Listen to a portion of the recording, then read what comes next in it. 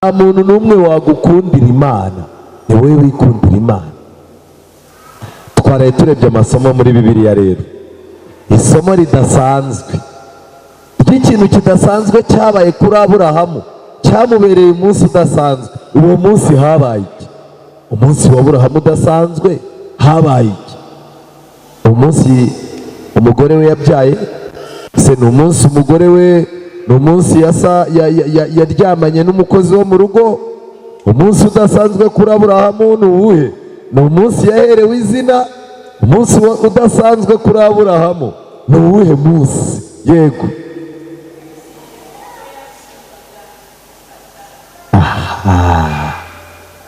rwose cyane. Umunsi wa Aburahamu udasanzwe ni umunsi dusoma mu Itangiriro 22, ahantu yagiye gutamba umwana wabona byarangiye, Imana yarangiza ikamwereka intama. Ijambo ry'Imana ryatubwiye ngo iki? Ritubwira icyo Yesu yabwiye abantu bo mu gihe cye. Aha ni irihe somo ryahise ribihuza neza? Yesu yabitanzeho ubuhamya. Yego, inyuma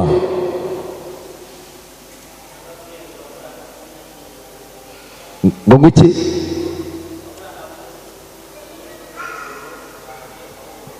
Murakoze cyane.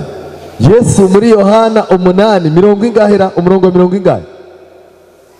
Umurongo mirongo ingahe? 46. Yes, umurongo 56 Yohana, Yesu yaravuze ngo Aburahamu yifuje kureba umunsi wanjye, ariko awubonye agira gute?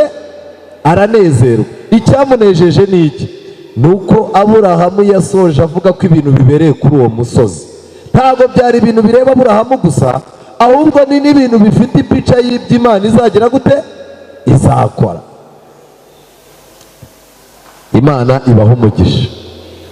Uyu munsi ndagira ngo mbasabe mujye ejuru, dutangire dusenge, dutangire twige cyane, kuko uri Imana ikunda umutuzo.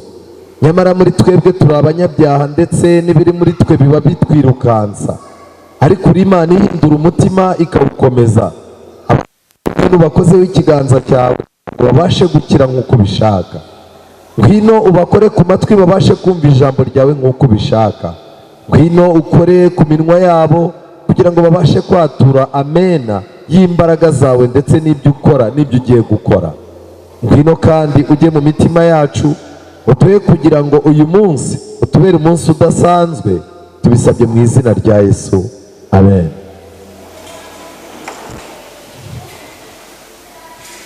Ni iki gikorwa kugira ngo misiyo y'Imana idapfuba? Ni iki gikorwa kugira ngo misiyo y'Imana itagira gute? Idapfuba. Mu by'ukuri twaraye tubonye ko Aburahamu yasoje mu Itangiriro 22 avuga ngo ku musozi w'Uwiteka kizagira gute? Kizabonwa. Mu magambo make, Aburahamu yabonaga neza yuko ku musozi w'i Karuvari igisubizo cy'inyoko muntu kizagira gute? Kizaboneka. Ariko nshuti zanjye, nagira ngo mbabwire ngo Satani kuva mu ijuru yagiye ashaka uburyo yapfubya imigambi y'Imana. Satani yagiye avangira inama y'agakiza kugira ngo mu nama y'agakiza ibyagenwe n'Imana hazagiremo ingingo imwe cyangwa ebyiri zaba zabura, kugira ngo iby'Imana bibe bituzuye. Ariko nubwo insanganyamatsiko yacu ivuga ngo ni iki gikorwa ngo imigambi y'Imana, misiyo y'Imana idapfuba, ndagira ngo mbamenere ibanga yuko misiyo y'Imana idashobora gupfuba. Ntabwo umugambi Imana ifite gupfuba. Reka nkubwire, waba uri kwa muganga, waba urembye, waba uri mu rwego rwo hejuru rw'ubuyobozi, waba wateshejwe agaciro, waba wakennye cyane, Imana ifite uburyo umugambi wayo udashobora gupfuba.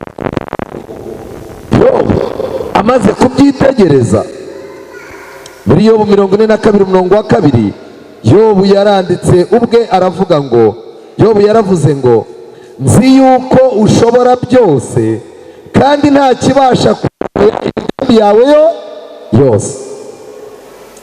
Iki kintu ni ikintu gikomeye. Byarangiye Yobu abonye ububasha n'imbaraga by'Imana. Ese imigambi y'Imana ishobora guhinduka? Abanyamasengesho benshi bajya basenga ngo bahindure imigambi y'Imana. Ntabwo dusenga duhindura imigambi y'Imana, dusenga kugira ngo duhagarare mu byimbo by'aho Imana ishaka kutubona. Satani yagiye ashaka guhindura imigambi y'Imana, ariko ntabwo byakunze. Petero, Satani yamwinjiyemo. Petero yegera Yesu, arangije aramubwira ati rwose Yesu, ntuzongere kuvuga ko ibintu byo gupfa aribyo byakuzanye, emera nkugire inama. Ariko Yesu arangije areba inyuma, arebye Petero abona si Petero urimo kuvuga, ahubwo ni Satani ugira gute umuvugiramo. Yesu abwira Satani ngo mva inyuma nde, mva inyuma Satani. Igitekerezo Petero yari afite cyari igitekerezo cyo gukiza Yesu ntazapfire i Karuvari. Petero akagira ngo akoze ikintu cyiza, ariko yari kuba arogoye umugambi w'iki w'Imana. Ntakibasha kurogoya imigambi y'Imana rero, yaba ari umuntu, yaba ibyago n'amakuba, ntacyahindura umugambi w'Imana. Rero umugambi ukomeye Imana yari ifite wari umugambi wo gucungura inyokomuntu, kandi inyokomuntu igisubizo cyayo cyagombaga kubonekera mu mwana wayo, kubera ko mu gitabo cy'Ibyahishuwe igice cya 5 hari igitabo cyagombaga kubumburwa. Iki gitabo habuze ushobora kukibumbura. Abamarayika mu ijuru hose habuze uwakibumbura. Yohana arababara ndetse aranarira, ariko Yohana yarijijwe n'iki? Yarijijwe n'uko habuze ushobora kubumbura icyo gitabo, kandi icyo gitabo cyari kibumbiye hamwe amateka no gukira kw'inyokomuntu. Ariko Yohana yanditse amagambo akomeye. Ibyahishuwe igice cya 5 hari amagambo nkunda cyane. Igice cya 5 umurongo wa 6, umurongo wa 4, nuko ndizwa cyane nuko hatabonetse ukwiriye kubumbura icyo gitabo, habe no kukireba. Kukibumbura byari bimwe, no kukireba byari iki? Byari ibindi. Mu magambo make, nta muntu n'umwe mu bamarayika, nta n'umwe wabonetse wakwita ku bantu ngo akurikirane ibyabo cyane nk'uko Kristo yagombaga kubikora. Umurongo wa 5, umwe muri ba bakuru arambwira ati, wirira, dore intare yo mu muryango wa Yuda n'igishyitsi cya Dawidi aranesheje, ngo abumbure igitabo amenye ibimenyetso 7 bigifatanyishije. Ibi byasuraga umugambi w'Imana wo kwerekana yuko amateka y'inyokomuntu umuntu wayabumbura akayaha icyerekezo ni Yesu wenyine. Reka ngire ikintu nkubwire, aya mateka yawe ubona mabi, ubu buzima bwawe ubona budafite icyerekezo, nubwo wabana n'ababwiriza mu nzu, nubwo wagenda ukaba umukozi kwa pasitoro, nubwo waba umuzamu mu rusengero akaba ariwe uzaza urukoropa, nubwo warara mu rusengero ugatera amatora ku ruhimbi, ntushobora guhinduka amateka Yesu atari we ubigizemo uruhare. Kababwire, Yesu niwe wenyine ushobora kubumbura igitabo cy'amateka yanjye, akamenya intege nke zanjye, akamenya ibyanjye, kandi niwe wenyine ushobora kuyaha icyerekezo. Nshuti zanjye, uyu munsi ndagira ngo twinjire turebe isano iri hagati yo kuvuka kwa Yesu no kugaruka kwe. Iki kintu nicyo kintu nshaka yuko Imana ituzamura mu bitekerezo tugashyikira. Ese mu gihe cyo kuvuka kwa Yesu byari bimeze gute? Ese bifitanye isano no gihe cyo kugaruka kwe? Yego rwose. Abaheburayo igice cya 1, Abaheburayo igice cya 1, mu bigendanye n'agakiza twaraye tubonye uburyo abadayimoni batwanga, kandi abadayimoni Satani yabashyize ku kazi, ababwira yuko aho bazaza bagera bakumva bafite intege nke, bajye binjira mu bantu babahindure nk'uko bari, abo bantu nabo nibarangiza bahinduke babi. Ariko Imana yacu nayo yari yarafashe gahunda yuko abamarayika beza nibaramuka bafasha binjiye mu bantu bagatuma abantu batekereza neza iby'Imana, bagatekereza nk'uko Imana itekereza. Aba bamarayika bazaza bajyamo bagahagurutswa n'ibihagurutsa abamarayika, bakarazwa ijoro n'ibiraza ijoro abamarayika. Ndimo ndavuga gukiza umutima w'umuntu.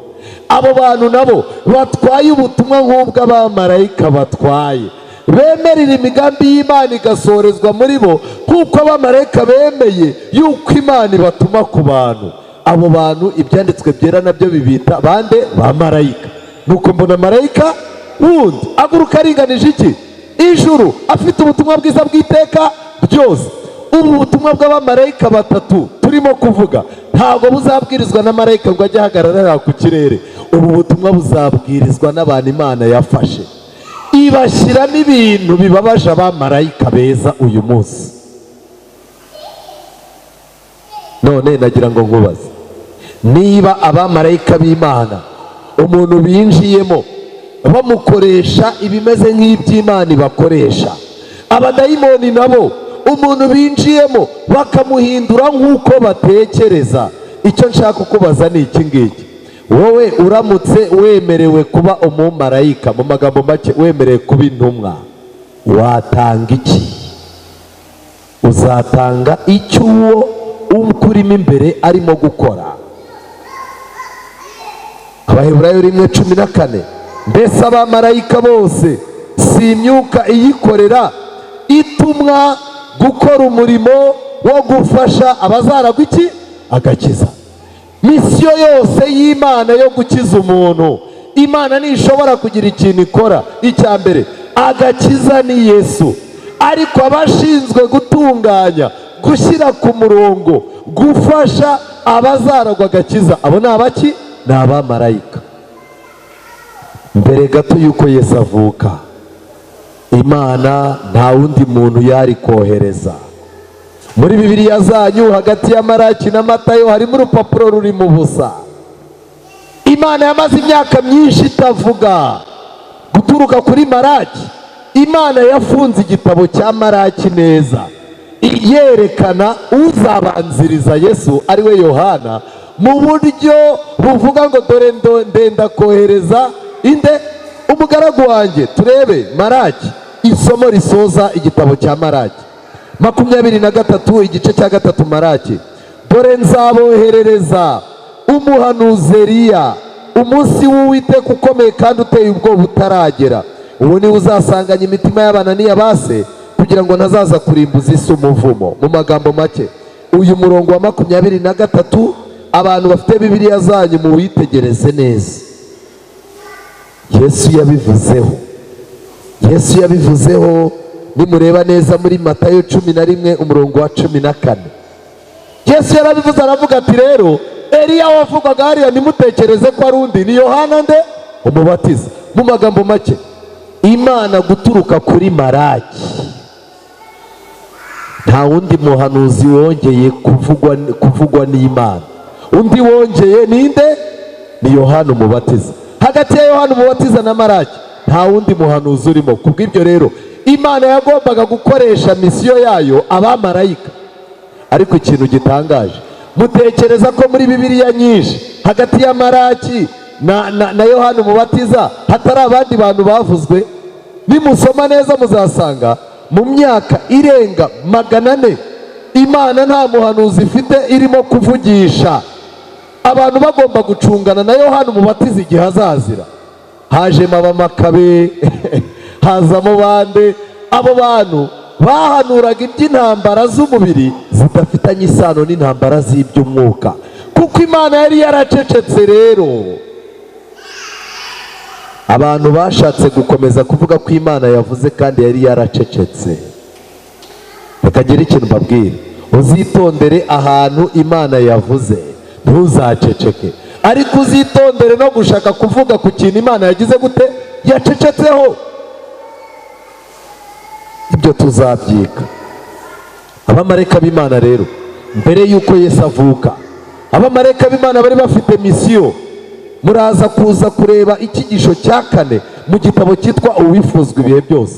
Icyo cyigisho cyamfashije kumenya ibintu byinshi, ndetse incamake tugiye kuganiraho nimo nayikuye. Abamarayika b'Imana boherejwe kureba imyiteguro aho igeze, kandi n'uyu munsi wa none barimo baroherezwa kureba imyiteguro yo kugaruka kwa Yesu aho igeze. Aba bamarayika bagombaga kujya gusura ahantu hahishuriwe hakabona umucyo ndetse bakamenya n'ubuhanuzi. Abo nibo bamarayika bagombaga gusura mbere. None niba ibyo bintu byarabaye uyu munsi wa none, mutekereza ko ari bande bazi ubuhanuzi aho bwerekera? Mutekereza ko ari bande bahawe umucyo mwinshi? Ni twebwe.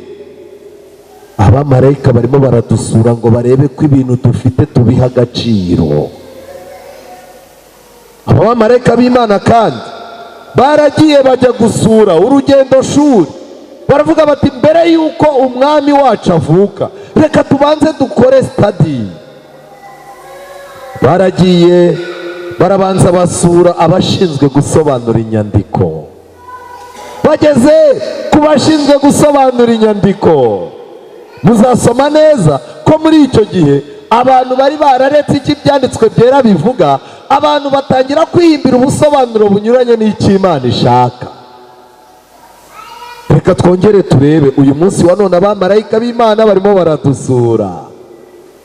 Uyu munsi hatangiye kuboneka inyandiko zirimo kwandikwa n'abadogiteri, zirimo kwandikwa n'abandi, yewe hari n'abo dusengana barimo kwandika inyandiko zigenda zihanagura iby'Imana yatubwiriye mu mwuka w'ubuhanuzi gake gake. Marayika yageze yasanga abashinzwe gusobanura inzandiko bibereye mu by'isi. Arangije ava aho ngaho, abamarayika baragiye basura abagabura bo mu nzu y'Imana. Bashakaga kureba ese aba bagabura impamvu zibasunika mu nzu y'Imana ni izihe? Ese ibintu by'Imana biracyabaryoheye? Ese ibintu by'Imana baracyabibona ko bitunga urutoki ugomba kuza? Ariko batangajwe no kubona abantu basigaye bakora ibintu ku muhango gusa. Kagiye ikintu mbabwira, impamvu zizana abantu ku rusengero abamarayika b'Imana barazikurikirana cyane. Ariko noneho reka tubanze turebe mbere gato yuko Yesu agaruka, abagabura bazaba ari bande? Bazaba barimo kugabura iki? Ese nta bazaba barimo kubikora nk'akazi k'ikiraka?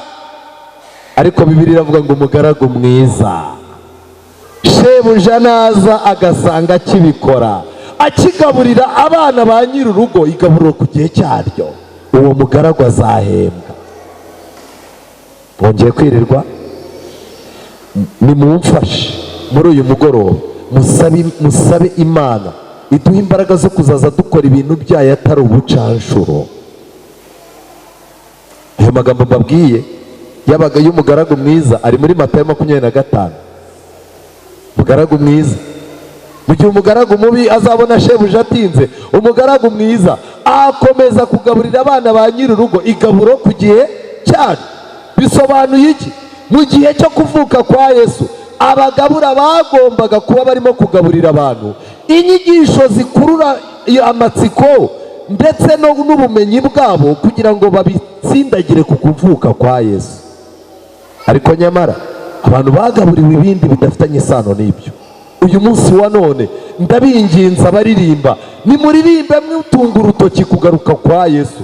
Ababwiriza tubwirize twerekana urutoki kugaruka kwa Yesu.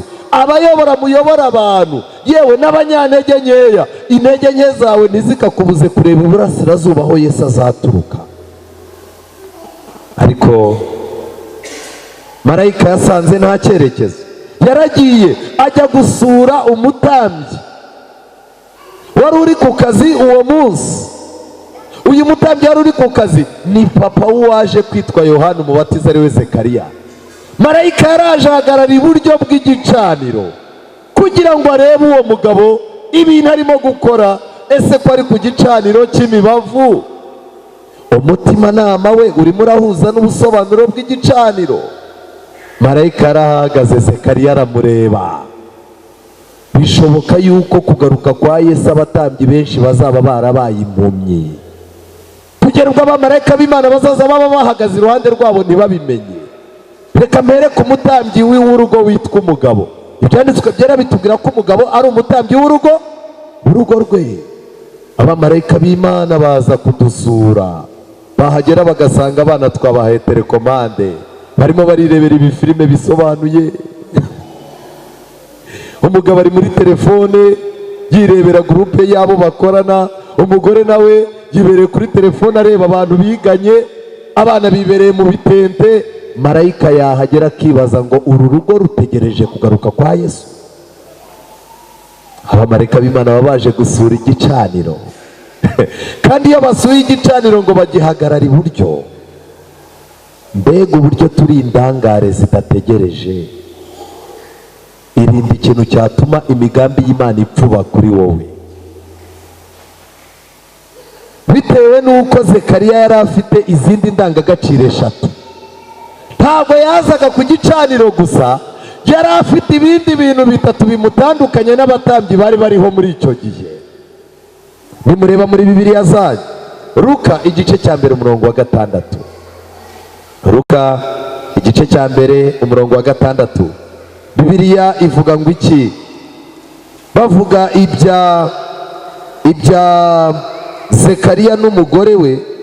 Umurongo wa 6 Bibiliya iravuga ngo yaba Zekariya yaba n'umugore we bombi bari abakiranutsi imbere y'Imana, bagendera mu mategeko n'imihango by'Umwami Imana byose, ari inyangamugayo. Marayika arangije aravuga, uyu mugabo nawe kuba yaje ku gicaniro ntabwo ari ibintu byaje, si uko bakoze tombora gusa bakamwohereza. Afite ibindi bintu bitatu bimusunika bituma agomba kuboneka ku gicaniro. Ibyo bintu nta bindi. Icya mbere, uyu mugabo yari umukiranutsi kandi n'umugore we yari umukiranutsi. Satani ntaho yari kubona aca intege igicaniro. Ariko uyu munsi wa none uzabirebe, hari igihe uba uri mu bintu by'Imana wumva uryohewe, ukabona uko uryoherwa niko umugore wawe warushaho kugira gute? Kubihirwa. Hari igihe ujya mu bintu by'Imana uri umudamu, ibintu by'Imana ukumva birimo biraza, umutima wawe Yesu akawuhindura. Uko umutima wawe Imana iwuhindura, ariko na Satani adanangira umutima w'umugabo wawe. Ibyo bituma buri gihe iyo ugiye kwegera igicaniro cy'Imana ugisukaho amarira aho kugisukaho amashimwe. Ariko mwongeye kwirirwa, mwiriwe bantu b'Imana. Ibintu bitatu byatumye uriya mutambyi marayika yemera ko baganira. Icya mbere, yari umukiranutsi, kandi ntiyari umukiranutsi gusa arwana n'ubuzima bwe, n'umugore we yari umukiranutsi. Icya kabiri, yagenderaga mu mategeko y'Imana. Ariko buri munsi ni ukubera iki isomo ryose dusomye rizamo ijambo amategeko, kandi iryo jambo abantu bo mu isi n'abanyamadini badashaka kuryumva mu bivugwa? Yagenderaga mu mategeko y'Imana no mu mihango y'Imana. Icyo Imana yavuze cyose yaravugaga ngo nta kintu Imana ivuga kitari seri. Icya gatatu, yari inyangamugayo. Reka mbabwire, birashoboka yuko yakoranaga n'abandi batambyi b'abatubuzi, birashoboka ko yakoranaga n'abandi b'incakura, ariko we Bibiliya iravuga ngo yari iki? Yari inyangamugayo. Reka ngire ikintu mbabwira rero, buriya ingorane ikomeye dufite, turimo turihindura abakiranutsi kandi tutaribo. Icya kabiri, tugashaka gukomeza amategeko y'Imana, byatunanira amategeko y'Imana tukajugunya tugasigarana imihango yonyine. Icya gatatu, ubunyangamugayo bwaratakaye kugeza ubwo ufata amafaranga 5,000 ukayatura mu isahani, ukabwira umudiyakoni ngo ngarurire amafaranga. Wagenda wajyayo ugasanga inote ya 5 mu mafaranga abadiyakoni barimo kubara ntayigize gute? Ntayihari. Ukibaza utari ko se izi note za Beneri yazihaye amababa zisigaye ziguruka, ku buryo inote nyitangira ku ntebe ya mbere yo mu rusengero, inoti ikajya kugera hari itakirimo. Ubunyangamugayo bwabaye buke. Turakura he abapasitoro b'inyangamugayo? buryo wakwizera ko agiye gusengera umugore wawe nta kindi amukurikiranyeho. Turakura he ababwiriza b'inyangamugayo ku buryo uramubwira ikintu kikugoye iwawe ntucyumve kuri radiyo cyangwa kuri YouTube? Turakura he abakecuru b'inyangamugayo batari imiringanya, badateranya imiryango ku buryo abagore bato bashukika? Turakuraho inyangamugayo umuntu w'amafaranga uti yanshyirira umuntu ayagezeyo. Urimo urahereza umuntu amafaranga uti yashyire korari yanyu nayemereye amafaranga, wazajyayo bakakumva baraguhamagaye, none niwe witwa Kanaka, yego hashize imyaka 3 watwemereye 80,000.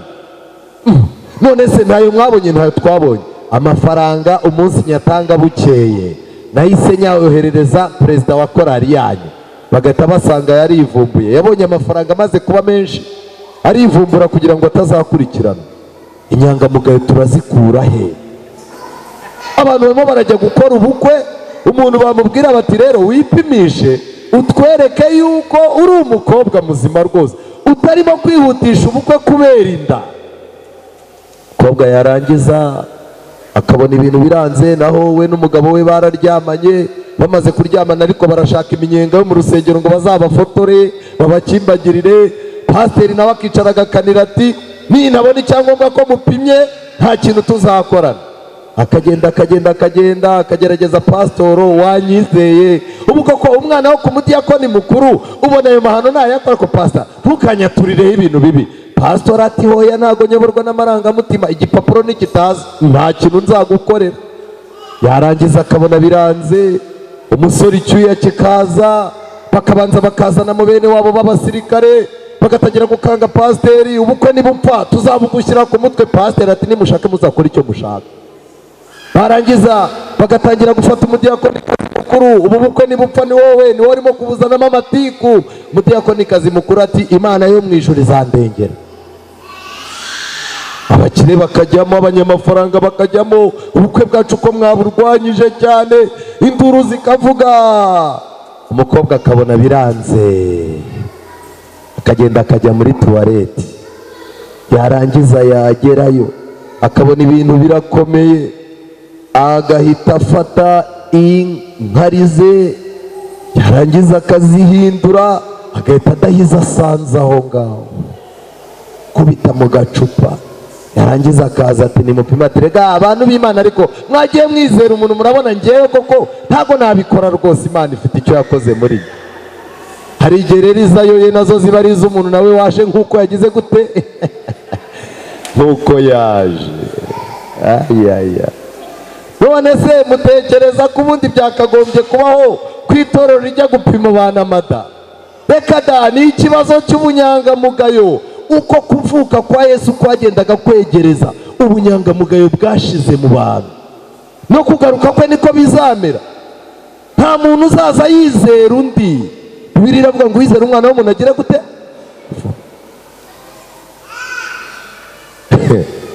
Yesu we yavuze ko azagaruka umwanzi w'umuntu ari uwo mu rugo. Izi ni indangagaciro. Nimusoma neza, marayika amaze kuvugana na Zekariya muri iki gitabo nababwiye, bahise bavuga ko marayika yanabwiye Zekariya, aramubwira ati rero Zekariya, hari ibintu ntari nabonye uwo mbwira ngiye kukubwira, kandi niwe wenyine ubimenye. Umukiza wanyu agiye kuvuka vuba bidatinze. Niwe wenyine wamenye mu batambyi, niwe wamenye yuko Yesu agiye kuvuka. Ni nako bimeze mu kugaruka kwe. Abantu bazamenya ko kugaruka kwa Yesu kwegereje ni bakeya, kuko abandi benshi Satani azabahindura abakobanyi. Bajye bakobana bavuga ngo uhereye kera kose basokuruza bavugaga ibi, imyaka irashira n'iyindi, azaza aturutse he? Abandi bo bazaba batabona n'ibimenyetso byo kugaruka kwe. Inshuti zanjye, nihuta, Imana yateguye gushyiraho integuza ariyo Yohana Umubatiza. Misiyo ya Yohana Umubatiza yari iyi: Yohana Umubatiza yagombaga kuza afite ijwi ryo kubwiriza, kuko Yesaya yari yaravuze ko Yesu ijwi rye ritazumvikana mu mihanda. Ijwi rya Yesu ryagombaga kumvikana mu mihanda riciye mu kanwa ka Yohana Umubatiza. Yohana umubatiza yagombaga gukangaranya, yagombaga kubwira abantu aho igihe kigeze. Ariko ikintu gitangaje, Yohana umubatiza umunsi umwe abantu bahuruye n'abatambyi, hahuruye abasadukayo n'abafarisayo, abantu bose bagiye kuri Yorodani, yarabanje ababwira ibintu bikomeye. Ikintu yagombaga gukora yaragisoje uwo munsi. Yatunze urutoki rwe bararwitegereza, arutunga Yesu. Arangije arababwira ngo dore ntama y'Imana ukuraho ibyaha by'abagize gute, by'abari mu isi. Kuva uwo munsi nigeze mwumva ikindi kibwirizwa cya Yohana mu ruhame? Ntago cyongeye. Yesu nibwo yatangiye kwigisha ubutumwa bwiza. Mbere gato yuko Yesu agaruka, n'abantu bake bazakanguka, bazakangurwa n'abana b'Imana. Imana yashyizemo imbaraga n'imitekerereze nk'iyande, nk'iya Eliya, nk'iya Yohana umubatiza. Abo bantu ntabwo bazaba bafite urutoki bitunzeho. Undebe ndi umubwiriza ukomeye kuruta abandi. Undebe buriya byewe nzi ibintu by'Imana cyane kurusha abandi. Undebe buriya mu bantu b'abakiranutsi Imana isigaranye. Undebe abantu Imana izakoresha mbere gato yuko Yesu agaruka, bazaba bafite urutoki rutabareba. Urutoki ruzaba rureba Yesu. Uzaza umubaza uti wowe ibi niba ubishoboza iki? Akubwira ati dore ntama w'Imana ugiza gute, ukuraho ibyaha by'abari mu isi. Iyaba aba babwiriza bo mu madini atandukanye bigaga icyigisho cya Yohana, nta muntu wakagombye kubwira abantu ngo baze bamurebe. Muri Nigeria ejo bundi nabonye umuntu, abizera afite abadiyakoni, batera umugongo guturuka aho imodoka yiparika kugeza ku ruhimbi. Ava mu modoka agakandagira umugongo w'umudiyakoni, bose basengera mu mutima, umuntu w'Imana araje, umuntu w'Imana araje. Agaca ku migongo yabo, agahita ahagarara ku ruhimbi, bakavuga bati rwose Imana irahageze.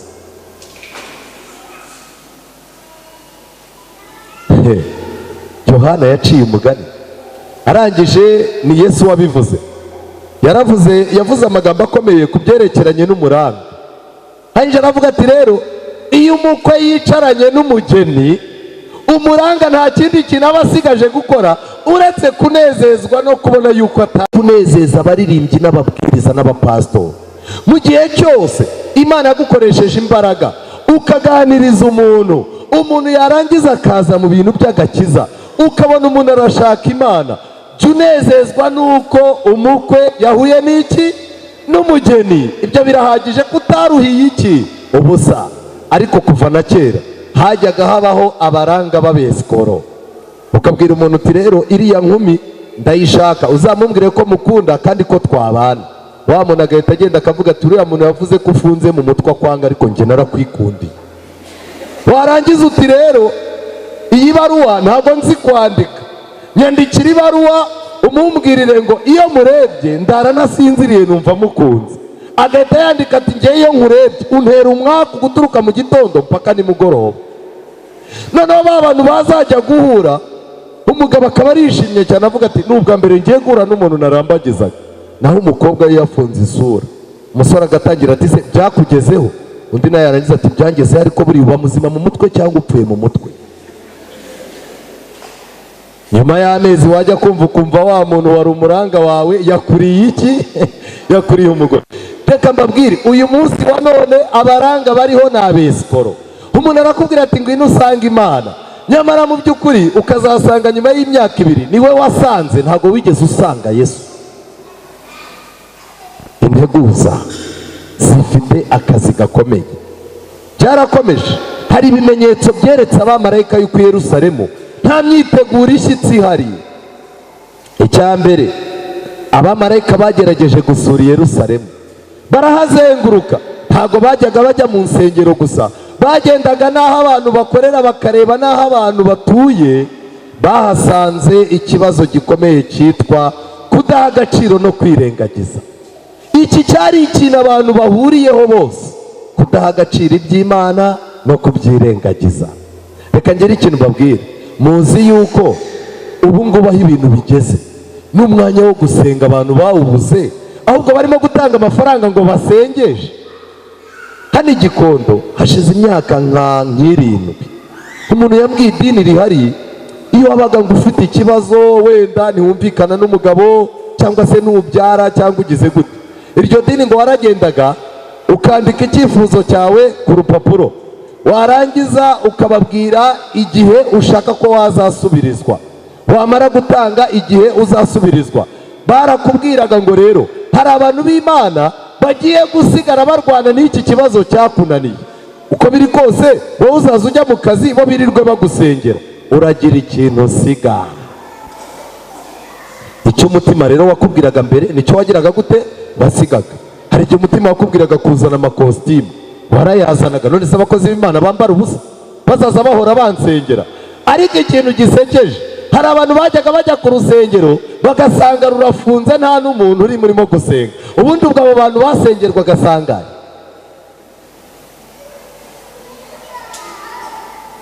ukagenda ukarwana n'ubushomeri bwawe, kera kabaye Imana ikakwibuka ukumva umuntu araguhamagaye guhaye akazi, amafaranga ya mbere ugahita uyajyana muri rwa rusengero, aya ni ay'Imana rwose niyatware yose, nta nubwo ntanga icya 10 gusa, Imana yankuye aha. Abantu bansengeye bari hehe? Bakabahagurutsa abantu nka 6.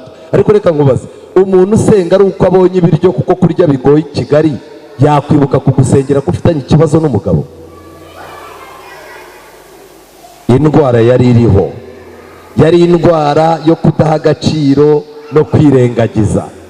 Reka turebe ni ibiki bizaba bihari mbere yo kugaruka kwa Yesu. Bibiliya iravuga ngo bazaba biyobagiza. Kwiyobagiza ni ukuba umuntu atazi ibintu, umuntu arabizi ariko ntago bigendanye n'ubushake bwe. Kwiyobagiza, umuntu mukaganira yarangiza muri ku isabato nawe arabizi agaseka, harya uyu munsi turi ku isabato? Uti yego rwose. Harya isabato ni umunsi w'Imana? Uti yego. Ariko si ubwo muzaba abayahudi mugeze ryari? Kuki mutamenya ko Yesu yatubatuye? Ariko mu by'ukuri arabizi neza, n'umutima nama we umwemeza yuko itegeko ry'Imana rya 4 rivuga ngo ntugakandagire iki? Ntugakandagire isabato, wibuke kweza umunsi w'isabato. Ariko ibyo binakabirengaho. Nshuti zanjye, ndagira ngo mbabwire ibintu bitatu Satani agiye gutera abantu kugira ngo Yesu naza azasanga abantu barirengagije ibintu byose. Turagenda tureba, reka tujyane muri Bibiliya zanyu. Abaroma, reka duhere mu Baheburayo. Abaheburayo igice cya 10. Abafite Bibiliya mu ndebere umurongo wa 25. Abaheburayo 10 umurongo wa 25. Bibiliya iravuga ngo iki? Umurongo wa 25, twe kwirengagiza guteranira hamwe nk'uko bamwe bajya babigira, ahubwo duhugurane, kandi uko mubonye urya munsi wegera muba ariko murushaho kugenza mutyo. Yesu agomba kuzahinguka ku bicu. Hari abantu bamaze kwirengagiza guteranira hamwe. Umuntu umuganira akakubwira ngo urusengero ni inzu nk'izindi. Umuntu umuganira akakubwira ngo utarakubitirwa mu kiliziya yagira ngo si inzu nk'izindi. Ariko nagira ngo mbabaze, uku kwirengagiza kurahari ntiguhari? Muhame hamwe muzareba icyo bizatubyarira. Dufite abizera barimo kuza ku isabato, nabwo akaza saa 5. Ntashobora kuza amateraniro mu mibyizi, aza saa 5 mwaganira. Erega umva, Kigali iragoye, ubuzima buragoye. Erega Imana irabibona. Twebwe abantu b'i Kigali dufite ibigeragezo byinshi. Imana buriya izashyiramo imiyaga. Imiyaga yahe? Imiyaga yahe? Imana ko izagucira urubanza nk'urwo izacira umuntu utuye mu mujyi wa Canada, umuntu utuye mu Bubiligi, umuntu utuye mu mujyi wa Kongo Kinshasa. Imana izabacira urubanza kimwe, ntabwo izavuga ngo ibiki. Ubu rero intambwe ya mbere Satani ashaka ni ukwirengagiza guteranira hamwe. Kandi uko umunsi wo kugaruka kwa Yesu uzarushaho kutwegera, niko ibyo bintu bizarushaho kwiyongera, abantu bagabanye inshuro bajyaga gusenga. Kwirengagiza kwa kabiri, Abaheburayo 2. Igitabo cy'Abaheburayo ndagikunda cyane. Abaheburayo igice cya 2 umurongo wa 3. Nimurebe Bibiliya iravuga ngo iki? kabiri umurongo wa 3, twebweho tuzarokoka gute nitwirengagiza agakiza gakomeye gatyo kabanje kuvugwa n'umwami wacu, natwe tukagahamirizwa n'abamwumvise? Ntibishoboka ko umuntu yakwirengagiza agakiza ngo arokoke. Ariko Satani uko kugaruka kwa Yesu kwegereza, nk'uko Satani yibagije abayahudi agakiza kagomba kuboneka mu kuvuka kwa Yesu,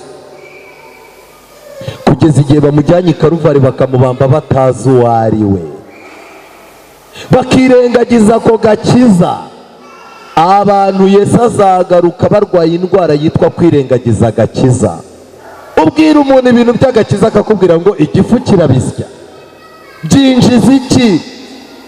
Tuzahura na bamuhakanamana bagenzi imyaka 20, niko igitabo cy'umugenzi kivuga, bakubwira bati ndagarutse, ururembo ntabwo rubaho. Kwirengagiza agakiza. Ubu umuntu arimo aragutumira mu bukwe, warangiza ukibuka ko ihame ry'ijambo ry'Imana rikubwira yuko utasimbuza amateraniro ibirori.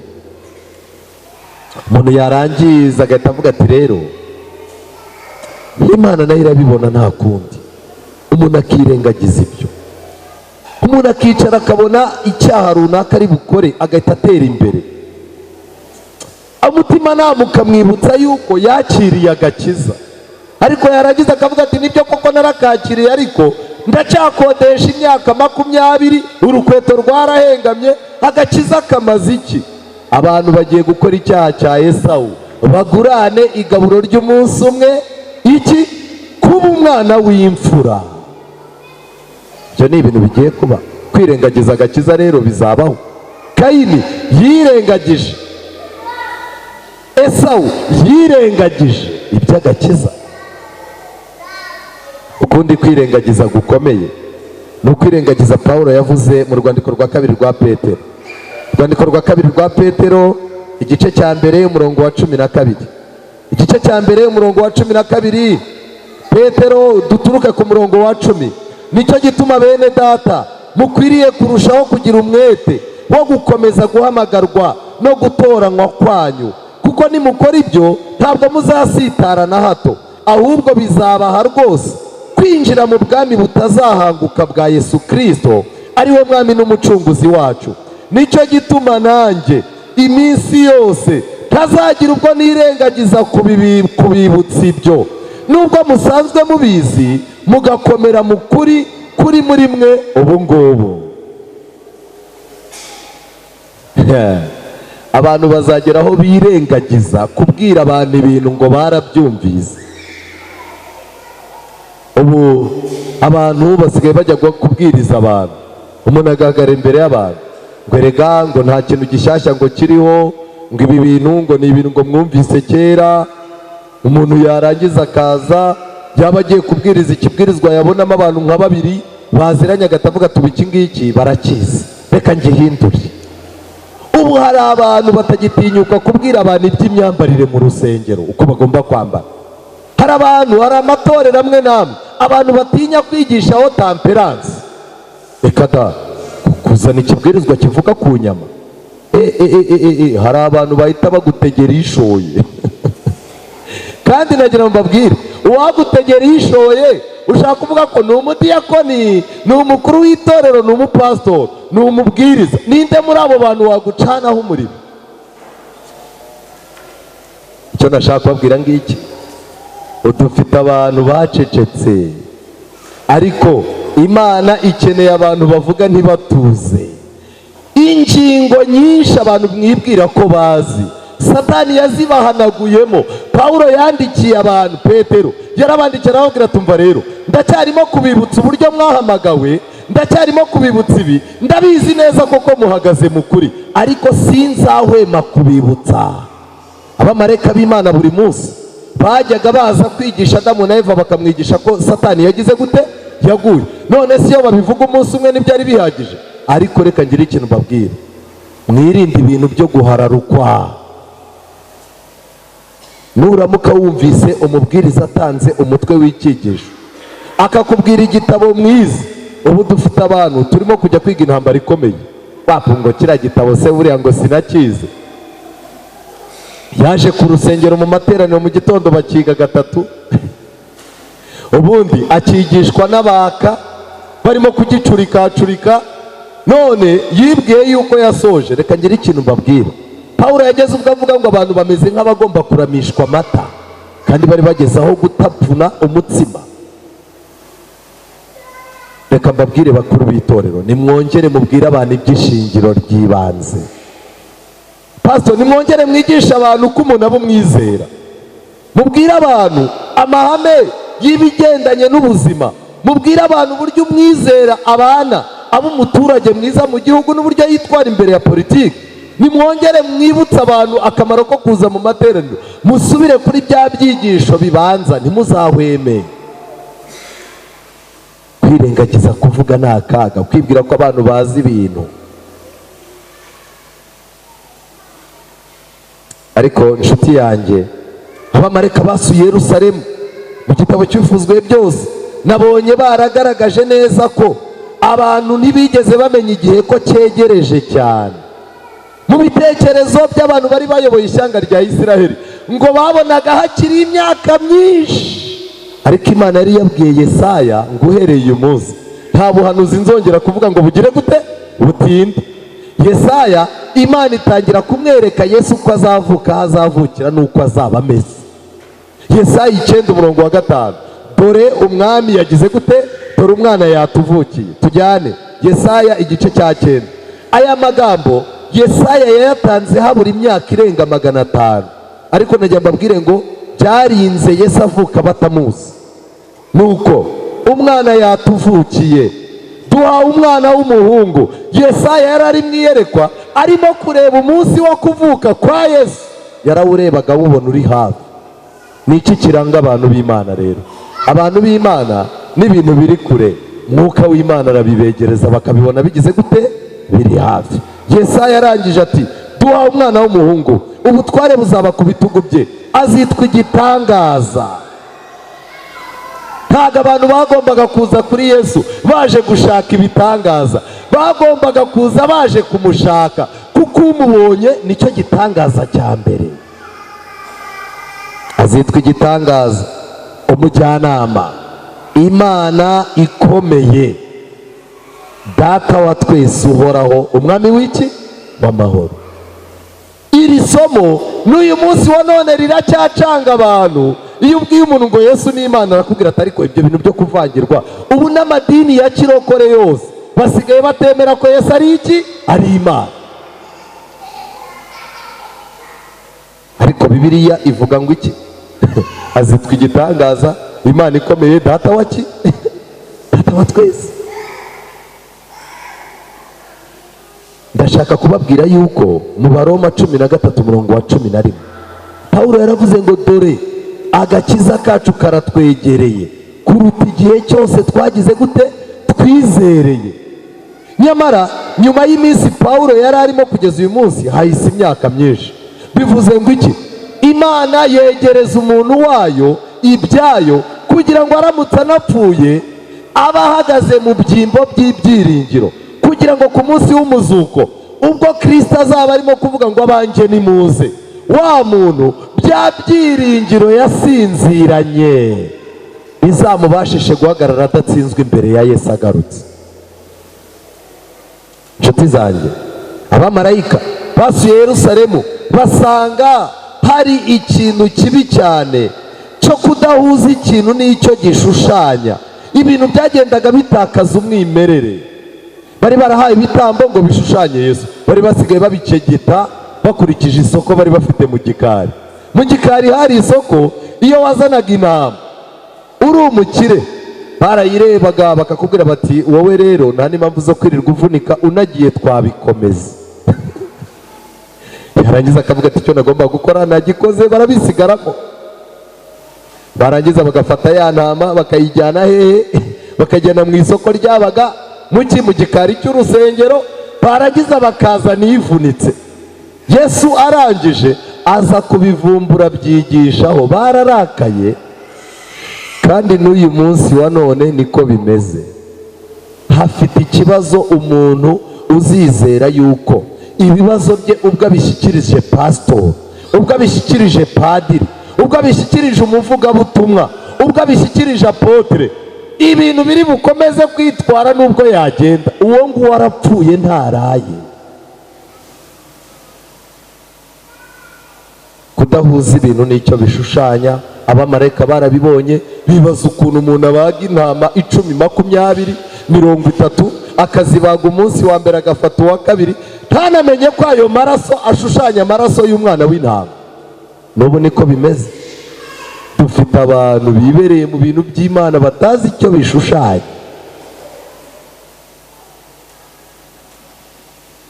Imitima yo kwikunda no kurarikira iby'isi, baragiye baba abantu akantu kose bagahigamo inyungu, kugeza ubwo igihe Yesu yari amaze kuvuka, barangije Yesu bamujyanye, hari iminsi yagombaga gucamo bakajya kwandikisha umwana bagiye kumwandikisha, umwana Yesu bamuhereza umutambyi wari ufite igitabo cyandikwagamo amazina y'abana bavutse. Uwo mutambyi yanditse izina rya Yesu, aryandika nk'izina risanzwe ngo kubera ko yahereye ku birenge ageza ku mutwe, abona ababyeyi ba Yesu uretse no kuba bamubyarira umusaruro nabo bateze kuzagira gute kuzabyara, ngo ahubwo yari arangamiye abandi bana b'abakire baje aho ngaho. Imana yanga yuko umwana wayo atakirwa neza, ihagurutse umugabo witwa Simiyoni. Yari yarasezeranye n'Imana ko ashaka kuzayibona. Umwuka w'Imana uramubwira ngo Simiyoni, aritaba ati karame, uyu munsi ijya gusenga, kuko ku rusengero hari ikintu kidasanzwe kiri buhabere. Simiyoni yarashaje, arahaguruka azanwa n'umwuka w'Imana mu rusengero. Ahageze asanga wa mutambyi ibintu byose yabikoze gutyo bisanzwe, nta n'ikintu yigeze yitaho. Simiyoni ahageze abona ibintu bidasanzwe, abona aho hantu harimo harasohorezwa ubuhanuzi, arangije bimwanga mu nda, areba abo babyeyi, ahita abona ibintu byose yari yarize mu byanditswe byera birimo birasohoreraho. Aragenda ashikuza wa mwana wa mutambyi wari urimo kwandika. Uwo mutambyi ngo yandikaga umwana hari amafaranga bahitaga batanga, ariko Mariya na Yosefu ko bari abakene, hari ituro Imana yari yarageneye abakene gutanga mu gihe bagize gute, uko gutanga kwari itegeko ry'Imana. Ariko abatambyi bari barabizanyemo ibintu by'ubwesikoro no gushaka kubaka systeme yo gukwamama abana amafaranga. Simiyoni yambura wa mwana wa mutambyi. Simiyoni aramureba, aramwitegereza, abona mu maso y'umutambyi arimo arabifata nk'ibintu bisanzwe. Luka igice cya kabiri, Luka igice cya kabiri, abasomyi babiri twihute dushaka n'umusozo. Luka igice cya kabiri umurongo wa 30, igice cya kabiri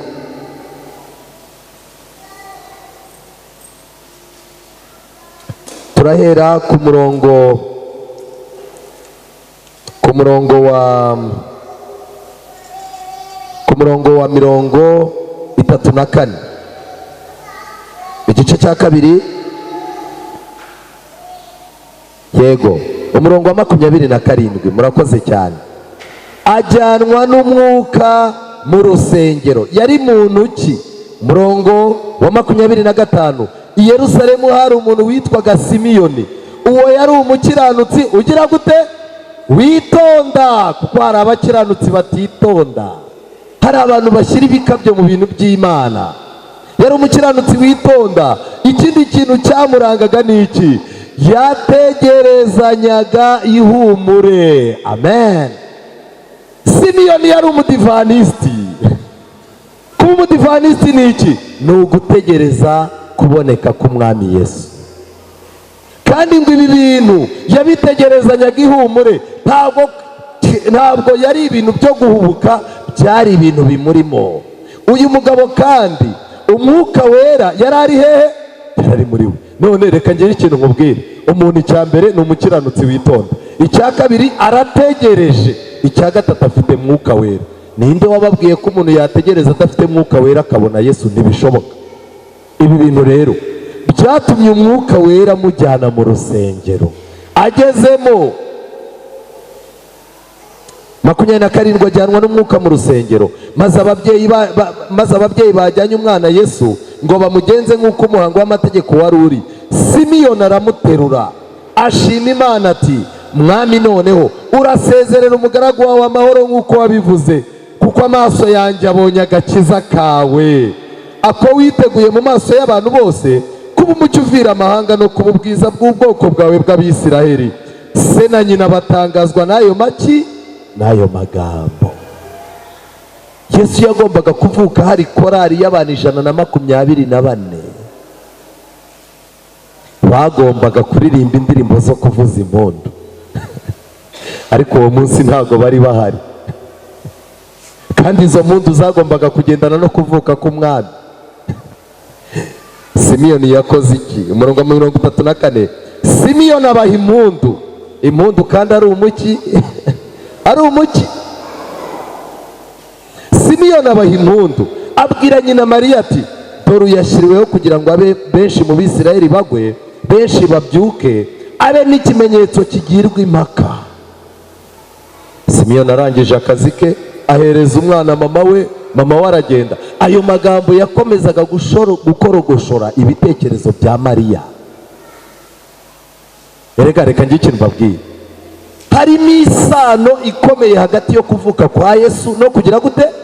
Kugaruka kwe. Ariko iyo turimo kwicara tukibaza ngo ariko Abisirayeli ntibari impumyi? Abisirayeli bari bateye nk'uko duteye natwe turi impumyi. Iby'ijuru rihanze amaso birimo biratambuka, nta muntu ubyitayeho. Nshuti zanjye, ikintu gikomeye nshaka gusorezaho, amategeko yaravuguruwe mbere y'uko Yesu avuka. Amategeko yaravuguruwe. Kayisari Augusto ashyiraho itegeko ry'uko abantu bagomba kujya kwandikwa iwabo aho bavuka. Ahantu Mariya yari atuye ntabwo yashoboraga gukora urwo rugendo, kandi Mika igice cya 5 umurongo wa 2, Imana yari yaranyujije muri Mika karitsiye Yesu azavukiramo, ndetse Bibiliya yari yanavuze karitsiye Yesu azakuriramo. Zari karitsiye ebyiri zitandukanye. Kuko ibyo rero Yesu yagombaga kuvuka ibintu byose biri mu mwanya wabyo, kugira ngo imigambi y'Imana itagira ikiyivangira, misiyo y'Imana idapfuba. Itegeko, umwami yashyizeho itegeko ryo kujya kwibaruza. Mariya yari atwite inda nkuru cyane, kandi Mariya yari umutesi, ariko nanone nta muntu uteta mu bihe bikomeye.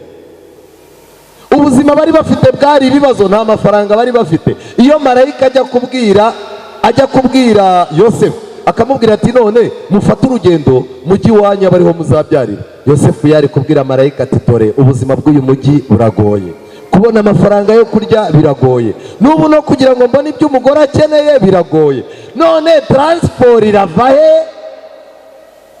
N'ubu abantu barashaka agakiza bageraho batavunitse, ka pirate katagira icyo kabasaba, katagira icyo kabarekesha, katagira ikintu kabasaba by'umwanzuro wo gufata. Icyabaye rero nta kindi, itegeko ryasinywe rivuga ngo nta n'umwe usigaye, buri wese umwana iwabo n'undi mwana iwabo.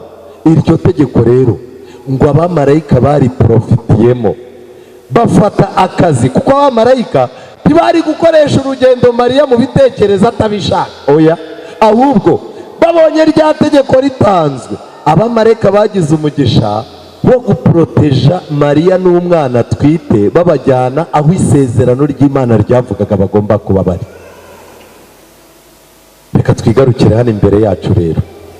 Nagira ngo mbabaze, imbere yacu hari itegeko rizatuma umwana ajya iwabo n'undi wabo, yego cyangwa hoya? Rirahari. Reka mbabwire rero, ririya tegeko nta n'ikintu, nta n'umuntu wasenga ngo itegeko ritesha agaciro abana b'Imana, rigashyira mu kaga abantu bakomezaga amategeko, nta muntu wanasenga ngo ryimuke. Ariko abamarayika b'Imana bazaryifashisha kugira ngo abana b'Imana bagombe kujya aho bagomba kuba bagize gute bari, kugira ngo Yesu najya kugaruka azabasanga ari aho ngaho bari. Icyo kintu mvuze kirimo isomo rikomeye, mugende musabe Imana iribigisha. Niyo mpamvu rero imitungo muzayakwa, agaciro muzakakwa, imijyi ikomeye mwari murimo muzateshwa agaciro, kandi mwari mufite ubwenegihugu, birangire bakubwiye ngo jya iwanyu aho wabanje mbere y'uko uba umunyamerika. Ariko abamarayika b'Imana bazaryifashisha kugira ngo ujye ku rubuga ubasha guhagararaho ugahangana n'ubuhanuzi nta ntege nke. Nsoza, urwandiko rwa mbere rwa Yohana, isomo ryacu risoza urwandiko rwa mbere rwa Yohana. Ese hari abahageze? Urwandiko rwa mbere rwa Yohana, Bibiliya murebe imbere y'ibyahishuwe. Urwandiko rwa mbere rwa Yohana igice cya 2 umurongo wa 28. Icyifuzo mfite kuri mwe, kandi nsaba Imana ngo iguhumure amaso, kuko ushobora gutakaza ibintu byose ku munota wanyu. Ushobora kuba warabaye mu by'agakiza, Kristo akazagaruka agasanga ibyawe byarataye icyerekezo, ukarimbuka mu mwaka wa nyuma, kandi indi myaka wari utegereje. Ushobora kuzimiza agakiza kawe kandi kari mu biganza. Ndakwinginze muri uyu mugoroba, emerera amahitamo y'Imana aba amahitamo yawe, kandi ushaka uburyo umugambi w'Imana utapfuba kuri wowe. Urwandiko rwa mbere rwa Yohana igice cya 2 umurongo wa 28. Nanone bana bato, mugume muri we, kugira ngo niyerekanwa tuzabona uko dutinyuka, tutabebera imbere ye ubwo azaza. Amen. Icya mbere, gusenga no kubana n'Imana no kuyiyegurira biraduha amahirwe yo kwegera intebe y'ubuntu tutagize gute, tudatinya. Biraduha gutinyuka gusanganira umwami. Icya kabiri, umuntu wese ufite icyaha yahishe mu mutima we, ndagira ngo mbabwire ngo uwo nguwo azabebera Yesu ubwo azabagarutse. Abo bantu bazabwira imisozi n'ibikombe, bazabwira imisozi ihanamye ngo nimutugwire, muduhishe amaso yicaye kuri iriya ntebe. Mu gihe abana b'Imana bo bazaba barimo kuvuga ngo kaze neza mwami Yesu, twari tumaze igihe tugutegereje, none urukumbuzi rurangiye neza. Uri mu bahe muri abo bombi? Muri uyu mugoroba ufite amahitamo abiri, kugira ngo Kristo utazamusanganira ubebera. Biragusaba gufata umwanya ukemerera abamarayika bera bakakugira inama. Ukeneye kwemerera ijambo ry'Imana rikakuyobora. Ukeneye gusaba Yesu kugira ngo avukire muri wowe, agira imbaraga muri wowe, akubera umwami kandi abe umuyobozi wa byose. Bitari ibyo, abantu mubona barimo kwigira bakagarara, abo bantu mubona ibintu by'Imana babiciye amazi, bazaba barimo kubebera umunsi Yesu azagaruka. Sinkwifuriza kubebera. Imana ikurinde kubebera, kandi Imana izakurinde kubebera icyo gihe. Imana iguhe amahirwe n'umugisha byo gukomeza umuhamagaro wawe. Wirinde kwirengagiza iby'agakiza. Bwira umwami Yesu uti, Yesu, sinshaka kuzapfusha igihe cyanjye ubusa. Gira icyo unkorera uyu munsi ntahe ndi umuntu udasanzwe. Muri mwe harimo umuntu ushaka kwiyegurira Yesu kugira ngo atazatungurwa ubwo azaba aje. Umuntu ubwira Imana ati, Imana, kangura kwizera kwanjye, kangura umutima wanjye kugira ngo ntazabebera. Ndashaka kwiyegurira kugira ngo ntazahomba, kandi naragize umugisha. Agakiza kari mu biganza byanjye, mfasha ntagahomba nkazarimbuka, kandi nari negereye gukira. Ngwino dusenge niba uhari. Niba uhari, tera intambwe uze dusenge. Turimo turatanga amahirwe, turimo turatanga umwanya kugira ngo umuntu wese wumva afite impungenge z'ubuzima bwe, umuntu ushaka yuko ahumurwa amaso agahabwa indangagaciro zagiye zigaragara kuri bariya bantu Yesu yagiye aza agasanga bari maso, bwira Yesu agira icyo agukorera, gukangure. Wishe ibicumuro bye ntazagubwa neza. kugeza ku munota wa nyuma wo kugaruka kwa Yesu, abantu bahishe ibicumuro byabo ntago bazagubwa neza. Ese hari undi muntu ijuru ryakabakabye umutima akaba adashaka kwinangira? Ndakwinginze mbabarira nkubwira akantu kamwe. Umuntu wese uje mu nzu y'Imana icyubahiro cyakagishyira hasi, agahaguruka akemera gukozwa isoni, agahaguruka agasanga Imana, uwo nguwo niwe Imana yambika icyubahiro cyayo. Ntuzemerere Satani kuguherana ngo akwereke yuko kwiyegurira Imana biragira icyo bigabanya ku cyubahiro cyawe, kuko tugomba gushyira icyubahiro cyacu hasi kugira ngo Imana itwambike icyubahiro cyayo. muhagurutse aho muri, niba ijuru ryagize icyo rikora muri wowe ukaba wumva uyu mwanya hari imbaraga zirimo gukabakaba umutima wawe, ndakwinginze umvira izo mbaraga wiyegurira Imana. Tera intambwe uze dusenge. Wikwemerera Satani kuguherana, wikwemera intege nkeya. Aya maso y'aba bantu bose ku munsi w'urubanza buri wese azaba areba ibye. Imana iguhe umugisha mwene data. Tugiye gusenga. Kwiyegurira Imana harimo uburyo bwinshi. Hari kwiyegurira Imana mu mutima, hari ugufata ingamba zo gutabarwa n'Imana mu mutima wawe. Ariko iyo uhagurutse ukaza imbere, uba weretse Satani yuko umucitse nta cyifuzo cy'uko aguherana. Kandi ijuru iyo rirebye iyo ntambwe uteye yo gutera intambwe yo kujya mbere, ijuru rishyigikira ka kaguru wajyanye imbere kugira ngo kazakomeze kajya imbere ntikazasubira inyuma. Shaka ukuntu ijuru rigutabara. Dusenge. Uwiteka mwungeri mwiza, izina ryawe rihabwe icyubahiro. Muri uyu mugoroba ijambo ryawe riravuze, yaba njyewe yaba n'aba bana bawe dusanze dufite imyiteguro idashyitse. Tubonye yuko nta kibasha kurogoya imigambi yawe myiza udufiteho, ariko Satani arashaka ko uruhande rwacu ari twe turogoye imigambi yawe. Ndakwinginze uduhe imbaraga zo kugira ngo inama y'agakiza isohorezwe muri twebwe. Ibihe birimo birahinduka kandi intege nke zari zihari zirahari, kandi amategeko y'isi arimo aravugururwa. Ariko Mwami Uwiteka, uko amategeko yose yamera, ibintu byose bizatangazwa. Ibi bizatuma tujya kure yawe, ahubwo kubw'ijambo ryawe bizaba bibona yuko tutibeshye kukwegera. Tubabarire ibyaha byacu, uduhindurire amateka n'amazina, uduhe kugira ngo imitekerereze yacu twifuze ibiri mu ijuru. Kandi Mwami Uwiteka, uturinde kuzanwa mu nzu yawe n'umuhango. Ndakwinginze impamvu zidusunika uzihe uburemere, niba ari impamvu zikomoka mu ijambo ryawe. Tuguhereje ikiganza cyacu kirimo intege nkeya kugira ngo udufatishe ikiganza cyawe kirimo imbaraga. Dufite ibyo twakoze biduhiga ndetse n'intege nkeya, tubizanye imbere yawe. Uduhe kugira ngo dutahane amahoro n'umugisha wawe, uduhindurire amateka, kandi buri muntu wese umutima umushinja wigizweyo, kugira ngo twakire isezerano ryo kubabarirwa nawe. Ubwo abantu bari mu isi barimo kukurangarana bazabebera, twebwe abarimo guha agaciro ibyawe uzaduha amahirwe yo kuzakubona. Tubisabye mu izina rya Yesu, amen.